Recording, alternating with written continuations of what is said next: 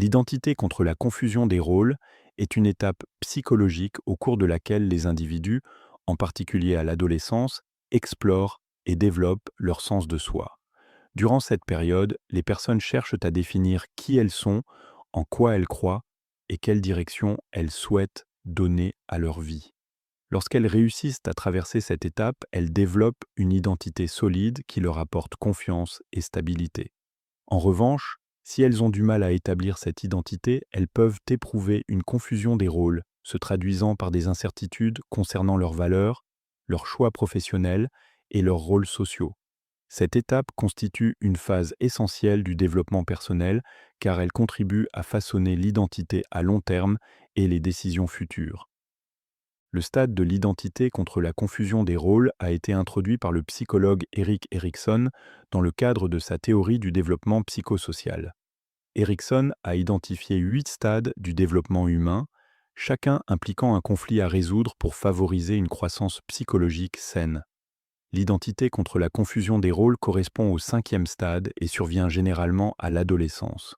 Selon Erikson, durant cette période, les individus explorent différents rôles, relations et croyances avant de former une identité stable. S'ils ne parviennent pas à résoudre ce conflit, ils peuvent éprouver un sentiment d'incertitude et d'insécurité quant à leur place dans la société. Le développement de l'identité peut être observé chez les adolescents qui expérimentent divers loisirs, intérêts professionnels ou groupes sociaux. Par exemple, un élève peut essayer différentes activités extrascolaires, comme rejoindre une équipe sportive ou un groupe de musique, afin de découvrir ce qui correspond le mieux à ses intérêts et à ses valeurs. À travers ces expériences, il gagne en confiance et construit progressivement une image plus claire de lui-même. À l'inverse, la confusion des rôles peut apparaître lorsqu'un individu se sent perdu ou incertain quant à son identité.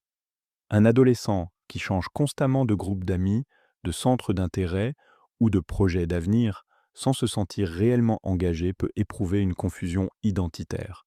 L'une des principales forces de la théorie de l'identité contre la confusion des rôles réside dans l'importance qu'elle accorde à l'exploration de soi durant l'adolescence.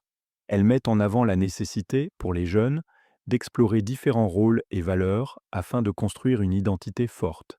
Cette approche offre un cadre utile pour comprendre comment se développe le sentiment d'identité et explique pourquoi l'adolescence est souvent une période de changement et de découverte personnelle. Une autre force de la théorie est qu'elle souligne l'impact durable de la formation de l'identité. Erikson affirmait que réussir cette étape favorise une plus grande confiance en soi et une meilleure stabilité émotionnelle à l'âge adulte.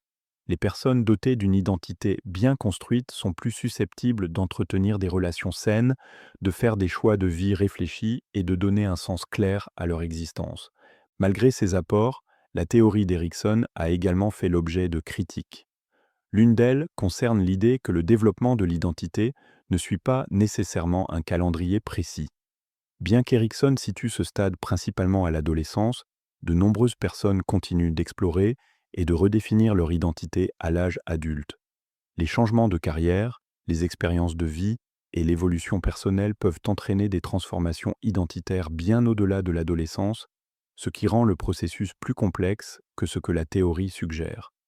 Une autre critique souligne que la théorie ne prend pas pleinement en compte les influences culturelles et sociales sur la formation de l'identité.